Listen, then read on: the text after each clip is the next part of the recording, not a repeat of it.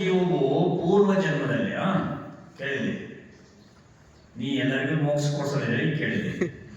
ಯಾವ ಜೀವವು ಪೂರ್ವ ಜನ್ಮದಲ್ಲಿ ವಿದ್ವಾನ, ತಪಸ್ವಿ, ರತ್ನತ್ರಯಗಳಿಂದ ವಿಭೂಷಿತನಾಗಿ ಧಾರ್ಮಿಕ, ಅರ್ಹಂತ ಮತ್ತು ನಿರ್ಗ್ರಂಥ ಗುರುಗಳ ಭಕ್ತನಾಗಿ ಜಿತೇಂದ್ರಿಯನಾಗಿ ಶ್ರೇಷ್ಠ ಆಚರಣೆ ಮಾಡುವಂತವರು ಆಗಿದ್ದಾರೋ ಅಂತ ಜೀವಿಗಳಿಗೆ ದೇವಗತಿಯನ್ನು ಪ್ರಾಪ್ತ ಮಾಡಿಕೊಂಡು ಸ್ವರ್ಗದಲ್ಲಿ ಜನ್ಮ ಪಡೆಯುತ್ತಾರೆ.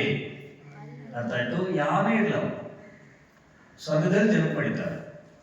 ಯಾರೇ ಇಲ್ಲ, ದೇವಗುರು ಶಾಸ್ತ್ರ ಭಕ್ತಾಗಬೇಕು, ಅರ್ಹಂತರು ಭಕ್ತಾಗಬೇಕು. ಅರ್ಹಂತ ಜಾತಿ ಬೇರಿಲ್ಲ, ಯಾರು ಕೃಪಾ ಮಾಡ್ಬೋದು ಅಂತ. ಮಂಗೇನೋ ಸಹಿತ ಅರ್ಹಂತ ಭಕ್ತಿ ಮಾಡ್ಬೋದು. ಅವ್ನು ಮಾಡ್ಕೊಂಡ ಅಂತಂದ್ರೆ ಅವ್ನು ಸ್ವರ್ಗಕ್ಕೆ ಹೋಗ್ತಾನೆ ನಿಶ್ಚಿತ. ಯಾರು ಹೇಳಿದ್ರೆ ಜಿನೇಂದ್ರ ಭಗವಂತ ಮಾಡಿ ಅಂತ ನಾ